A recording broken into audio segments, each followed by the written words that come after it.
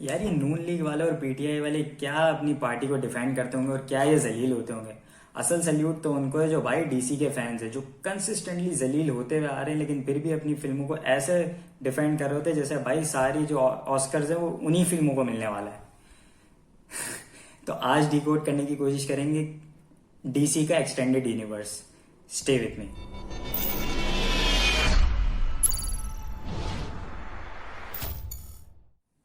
तो भाई किस्सा यहाँ से शुरू होता है जब डीसी की मूवीज ने कंसिस्टेंटली बॉक्स ऑफिस पर बुरा परफॉर्म करना शुरू किया और भाई मेकिंग द सिचुएशन वर्स सामने वाली पार्टी यानी जो मार्वल वाली पार्टी है उन्होंने भाई बॉक्स ऑफिस पे तो अच्छा परफॉर्म करना शुरू किया और क्रिटिकली भी भाई उनके रिव्यूज अच्छे आने लगे और वो बन गया भाई हॉलीवुड की टॉप ग्रोसर्स मूवी के अंदर। उनकी टॉप 5 में 2 मूवियां तो उनकी पक्का पक्का आने आती हैं। तो भाई ये सिचुएशन खाली डीसी वालों के लिए मुश्किल नहीं है, ये डीसी फैंस के लिए भी उतनी ही मुश्किल है क्योंकि उनको डिफेंड करना बड़ा मुश्किल हो गया है। और जब भी उनसे कहो यार ये मजा नहीं आया यार इस फिल्म के अंदर, तो उनका भाई एक ही भाई कंसिस्टेंट जवाब, यार कॉमिक नहीं देखी ना तुमने, कॉमिक्स पढ़ो भाई।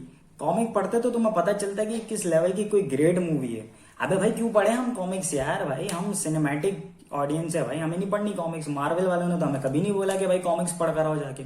और यहाँ पे खत्म नहीं होता भाई जब तक कंप्लीट डिफेंड करना खत्म नहीं होता, जब तक ये मार्वल को बुरा वाला नहीं कहते। अपनी फिल्म तो उन्होंने डिफेंड कर ली, कॉमिक्स पढ़ो भाई, लेकिन साथ ही साथ इट इज फॉलोड बाय कि यार अबे वो कोई मूवियां बनाते हैं, सब सीजीआई होता है, सब सीजीआई है, सब ग्रीन ग्रीन लगा हुआ होता है, कंप्यूटर पे बैठ के बना लेते हैं बस। ये कोई हमारी फिल्में देखो फुल प्रॉपर डार्क वर्जन भाई, सारे हाँ हैंड्स और क्या थे वो हैंड्स एंड फिस्ट फाइट्स और सारी भाई सारी सिनेमाटोग्राफी ओरिजिनल, ये थोड़ी है। और भाई उस पे एक वो मार्टिन स्कॉर्सेसी जो हमारे लेजेंड है, उन्होंने मार्वल पे एक नेगेटिव कमेंट कर दिया, तो भाई अब वो 150 साल तक वो उसी का रेफरेंस देते रहेंगे। खैर, लेकिन ऑन अ सीरियस नोट, क्यों इस तरह क्यों हुआ, मतलब कहाँ पे वो लोग डीसी जो है वो कहाँ इतना फेल हो गया। तो भाई इसकी कुछ वजूहत है जो मुझे लगती हैं, शायद आप उससे एग्री करें नहीं करें वो आप मुझे कमेंट बॉक्स में बताना। स्टार्ट करते हैं। एक तो यार डीसी के पास जो है ना वो सबसे बड़ा जो एडवांटेज था ना वो थे उनके सुपर हीरोज और विलन्स।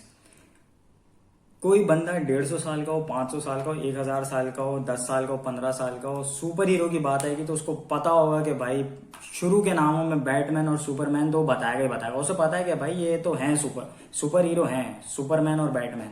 और भाई हम जो 90s के किड्स है भाई, हम तो भाई सुपरमैन और बैटमैन को देखते हुए बड़े हैं, तो भाई हमारे लिए तो दिमाग में सबसे पहले वही आते हैं। तो उनके पास इतना बड़ा एडवांटेज था जिसको वो कैपिटलाइज कर ही नहीं पाया, उल्टा उन्होंने और सिचुएशन बिगाड़ दी। पहला रीजन, कोई क्लियर विजन नहीं है डीसी के पास। और कॉन्ट्रेरी अगर इसको मार्वल से देखो भाई, कंपैरिजन तो होगा, ये तो होगा, कंपैरिजन तो बनेगा भाई, वरना फिर कैसे मजा नहीं आएगा भाई। तो भाई यहाँ पे डीसी के पास कोई विजन नजर नहीं आ रहा। और मार्वल भाई वो क्या प्लान करके चला है, उसने पूरे 10 साल की प्लानिंग की, उसके अंदर उसने सारे जितने भी कैरेक्टर्स थे उसको हमारे ऑडियंस से फेमिलियर भी करवाया। और भाई उसके बाद वो पूरी फिल्म को स्टार्ट किया और किस तरह सबको कनेक्ट करते हुए उन्होंने एक पूरा फेज खत्म किया। वो फेज 4 और 5 की बातें हो रही है, जबकि डीसी का कुछ पता ही नहीं है अभी तक, वो एक्सपेरिमेंटल ही चल रहा है कि भाई इसको रिबूट कर दो और इसका पार्ट 2 बना दो। तो यहाँ पे ये तो बड़ा मसला है। दूसरा है यार कि ऑडियंस के साथ कनेक्ट ही नहीं कर पाए, ऑडियंस उनसे एफिलिएशन बना ही नहीं पाई। इसको आसान अगर अल्फाज में समझाने की कोशिश करूं तो अब जैसे बैटमैन है, ठीक है, अब क्रिस्टोफर नॉलन की जो ट्रायोलॉजी थी उसके अंदर बड़ी जबरदस्त ट्रायोलॉजी थी। उसके अंदर भाई एक तो हीथ लेजर ने जो जोकर का कैरेक्टर किया वो तो अंत ही कर दिया ना, मतलब वो तो आला ही हो गया। लेकिन इसके साथ साथ पब्लिक की जो एफिलिएशन है वो क्रिश्चियन बेल के साथ भी हो गई। फिर जब भी बैटमैन की बात होने लगी तो भाई दिमाग में आता है हाँ भाई क्रिश्चियन बेल ये हमारा बैटमैन है। लेकिन उसके बाद जब ये डॉन ऑफ जस्टिस और ये आई तो फौरन उन्होंने, जब पूरी जस्टिस लीग बनाने की बात आई तो फौरन भाई बैन एफ्लेक आ गया और क्रिश्चियन बेल मार्केट से आउट हो गया, भाई सीन से आउट हो गया। तो पब्लिक एफिलिएशन नहीं बना सकी। ऑन द कॉन्ट्रेरी अगर हम मार्वल देखें तो भाई अगर उन्होंने अब, क्योंकि बैटमैन जो है वो एक गॉड फादर वाला कैरेक्टर है ना, कि उसने पूरी जस्टिस लीग बनाई और यही वाला रोल मार्वल के अंदर है रॉबर्ट डाउनी जूनियर के आयरन मैन का। तो उन्होंने बड़े स्मार्टली इसको प्ले किया कि भाई अगर Robert Downey junior iron man है तो भाई वही आयरन मैन है, 10 साल हो, 15 साल हो, 20 साल हो, भाई वही रहेगा जब तक उसको मारा नहीं तब तक वही आयरन मैन है। और इसी तरह जितने भी मेन कैरेक्टर है, क्रिस एवंस को ले लें अगर आप, कैप्टन अमेरिका है तो भाई वही कैप्टन अमेरिका है। इसी तरह क्रिस हेम्सवर्थ अगर थॉर है तो भाई वही कंसिस्टेंटली थॉर है। इवन कि उनका विलन भी, जैसे अगर लोकी का कैरेक्टर टॉम हिडल्टन का है तो भाई वो कंसिस्टेंटली शुरू से लेकर एंड तक जितनी भी मूवीज है सबके अंदर भाई टॉम हिडल्टन ही हमारा लोकी है। तो क्या पब्लिक ने एक एफिलिएशन बना ली कैरेक्टर से और उसके एक्टर्स के साथ कि अच्छा भाई टॉम हिडल्टन है तो भाई ये तो अपना लड़का लोकी है। और अभी उनकी जो क्या कहते हैं टीवी सीरीज या वेब सीरीज आ रही है जिसमें लोकी का कैरेक्टर है तो वो भी भाई टॉम हिडल्टन ही करेगा, कोई और नहीं करेगा। जबकि यहाँ पे अभी हमारी एफिलिएशन जो है क्रिश्चियन बेल के साथ बनना शुरू हुई थी तो बैन एफ्लेक आ गया, और बैन एफ्लेक के साथ लोगों ने क्यों कनेक्ट नहीं किया तो वहां पे वो सारा कनेक्शन ही टूट गया। तो ये इसका दूसरा जो बहुत बड़ा मसला मुझे लगता है डीसी के अंदर है वो ये है कि पब्लिक उससे एफिलिएट नहीं कर पा रही। और अभी भी आगे का भी कुछ नहीं पता भाई इसके अंदर, क्योंकि अभी भी फ्यूचर की अभी थोड़ी देर बाद बात करेंगे कि भाई वो वापस से रिबूट होना शुरू हो गया और अगेन दूसरी कास्टिंग शुरू हो गई। फिर तीसरा मसला ये है कि भाई एक तो कास्टिंग में पता नहीं यार ये कौन कौन से लोग लेकर आते हैं, मतलब समझ ही नहीं आ रहा है यार, हम जानते ही नहीं आ भाई अगर आप सुपर हीरो की मूवी बना रहे हो और your films are not working तो भाई एक टैक्टिक ये है कि भाई आप बड़े बड़े स्टार्स को लेकर आओ। मार्वल को देखो साला रॉकेट का और वो आई एम ग्रूट बोलने के लिए वो साला वो ब्रैडली कूपर और वैन डीजल को ले आते हैं, यहाँ पे हमें पता ही नहीं है। अब वो एक शज़ाम जो अभी रिसेंटली रिलीज हुई है मूवी लास्ट ईयर, अब वो मूवी मुनासिब है लेकिन वो पता ही नहीं वो बंदा कौन है यार। अगर आप एक कोई कैरेक्टर इंट्रोड्यूस कर रहे हो तो भाई कोई बड़ा एक्टर तो लेकर आओ ना उसके अंदर। अब यहाँ पे अगर मार्वल की एग्जांपल है तो भाई डॉक्टर स्ट्रेंज को कौन जानता था भाई, हम तो नहीं जानते थे भाई कौन डॉक्टर स्ट्रेंज है। वो तो मेरे किसी दोस्त वाला यार वो डॉक्टर स्ट्रेंज आ रही है मार्वल की तो वो देखते हैं, मैंने लगा कौन डॉक्टर स्ट्रेंज, भाई हम नहीं जानते किसी डॉक्टर स्ट्रेंज को, चल निकल यहाँ से। तो यार बेनेडिक्ट कम्बरबैच करे, अब बेनेडिक्ट कम्बरबैच को हम जानते हैं भाई कि वो लड़का शर्लोक, अच्छा वो ये कैरेक्टर प्ले कर रहा है तो भाई फिर हम देखने गए और उसके बाद भाई रेस्ट इज हिस्ट्री के भाई, वो तो लोगों का फेवरेट कैरेक्टर है और वो आगे उसकी मूवीज भी स्टैंड अलोन मूवीज आ रही है भाई उसकी मार्वल के अंदर। तो यहाँ पे कास्टिंग का कुछ पता ही नहीं। अब जैसे एक और एग्जांपल रिसेंटली रिलीज हुई है Harley Quinn Birds of Prey, बेहतरीन मूवी। आयरनी ये कि भाई अब क्योंकि वो एक लोगों का परसेप्शन बन गया कि भाई अगर डीसी की मूवी है तो उसको क्रिटिकली देखना है भाई और कोई ना कोई कीड़े निकालने हैं। हालांकि Harley Quinn Birds of Prey मुझे बहुत जबरदस्त मूवी लगी, मतलब रीसेंट टाइम्स की डीसी की ये one of the best movie है। मतलब क्या उसकी डायरेक्शन है और क्या स्टोरी टेलिंग और क्या कलरफुल इन्वायरमेंट बनाया, और सबसे बेहतरीन काम जो है ना उसमें स्टेलर परफॉर्मेंस है मार्गरेट रॉबी की एज अ हार्ली क्वीन। लेकिन ये सिर्फ हार्ली क्वीन के ऊपर मूवी नहीं थी, ये इंट्रोडक्शन था बर्ड्स ऑफ प्रे का भी। तो वो एक तो हार्ली क्विन ने भाई आउट क्लास ही काम कर दिया जिसपे यार उसका ऑस्कर का नॉमिनेशन तो एटलीस्ट बनता है मेरे हिसाब से, तो उसने आउट क्लास काम कर दिया। तो भाई वो वैसे ही बर्ड्स ऑफ प्रे का जो इंट्रोडक्शन था वो ओवरशैडो हो गया, और उसके बाद भाई वो बर्ड्स ऑफ प्रे में पता नहीं कौन 3 बच्चियां लेकर आ गए। हाँ भाई बच्चियां टाइप थी लेकिन यार वो कोई जानता ही नहीं, तो यार हम किस तरह ऑडियंस उससे कनेक्ट करेगी, जबकि वो डेस्परेटली वॉन्ट के भाई ऑडियंस किसी तरह कनेक्ट कर जाए। फिर फ्यूचर में भी वही गलतियां, ये अभी जो आगे की बातें हो रही है उसमें भी ये सेम मिस्टेक इनकी नजर आ रही है।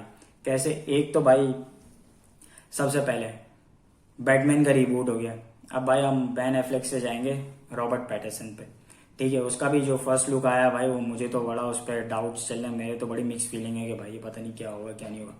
उसमें आप पे वो कैरेक्टर आ गया और फिर बात हो रही है उसके अंदर, क्योंकि वो लॉन्ग हेलोवीन नाइट पे फिल्म बन रही है तो भाई उसके अंदर बहुत सारे विलन्स है, तो उसके अंदर जोकर भी है, और जोकर फिर जॉनी डेप से बात चल रही है। अभी जो न्यूज आ रही थी कि भाई जॉनी डेप को अप्रोच किया, तो भाई वो जोकर भी कंसिस्टेंट नहीं रख रहे यार। मतलब अब एक फिनिक्स आपको एक बेहतरीन मिल गया, सही है हीथ लेजर की, चलो सडन डिमाइस के बाद हीथ लेजर के बाद फिनिक्स आया, फिनिक्स इतना जबरदस्त किया तो भाई आप कंटिन्यू करो उसको किसी तरीके। नहीं भाई अब वो फिर नया ला रहे, फिर कनेक्टिविटी और फिर एफिलिएशन का मसला होगा।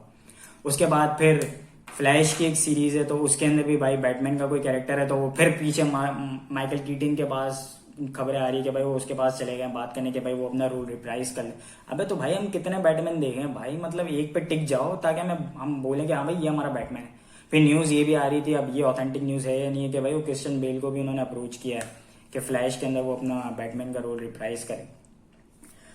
तो यही चल रहा है। और उसके बाद फिर वो एक मंजन वो भी आ गया कि भाई वो एक तो इनके डायरेक्टर्स का भी कुछ पता नहीं है भाई, वो जैक स्नाइडर बोल रहा है भाई वो जो ये जस्टिस लीग बनाई वो तो मेरा विजन था ही नहीं, वो तो सारा एडिटिंग में सारी चीज़ें कट गई भाई, तो वो मैं तो इसको ओन नहीं कर रहा।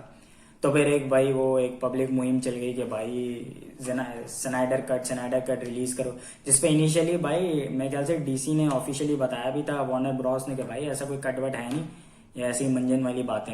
लेकिन क्योंकि अब वो HBO मैक्स जो है OTT प्लेटफॉर्म है, और रिसेंटली मई के अंदर या मार्च के अंदर वो OTT जो है लाइव स्ट्रीम होना शुरू हुआ है, तो भाई उनको अपनी मार्केटिंग करनी थी। उन्होंने नहीं नहीं भाई ये है, ये जैक स्नाइडर का एक कट है। तो उन्होंने फिर से भाई स्नाइडर को बोला कि भाई अब बनाओ इस पे ना। तो उसने फिर बैन एफ्लेक को अप्रोच किया कि भाई कुछ सीन दोबारा रीशूट करने, तो भाई वापस आ जाओ और वापस ही होगा। और फिर इसका देखे देखिए भाई वो सुसाइड स्क्वाड वाला जो चाचा है वो एयर, उसने भी बोला भाई वो जेरेड लीटो वाला, तो जो मैंने तो बड़ा इन डेप्थ कैरेक्टर जो है वो सोचा था इसके लिए, मेरा विजन तो उसका बिल्कुल अलग था, जो कि एडिटिंग में सारा जेरेड लीटो का कट गया और उससे जेरेड लीटो की इतनी जलालत हो रही है, तो भाई ये मुझसे बर्दाश्त नहीं होगा, तो भाई मेरा भी अलग से कट रिलीज हो। तो उस पर भी ट्विटर पे एक ट्रेंड चल पड़ा है कि भाई इसका भी रिलीज करो। भाई इससे कुछ नहीं होने वाला, फिल्मों पे जो अपनी गलतियां उस पर उसको सुधारो भाई आगे, क्योंकि भाई ये DC का कुछ पता नहीं चला। मार्वल तो भाई बहुत ही आगे निकल गया, मैं आपको बता रहा हूँ 4, 5 उसकी तो प्लानिंग फेज पे ही वो इतना आगे निकल गया। तो ये थी, अगर आप भाई DC के मेरे इस छोटे से एनालिसिस से एग्री करते हैं तो कमेंट में मुझे बताएं, और अगर डिसएग्री करते हैं तो भी मुझे कमेंट्स के अंदर बताएं। या thank you, bye. If you like my content please do share, like and subscribe my channel.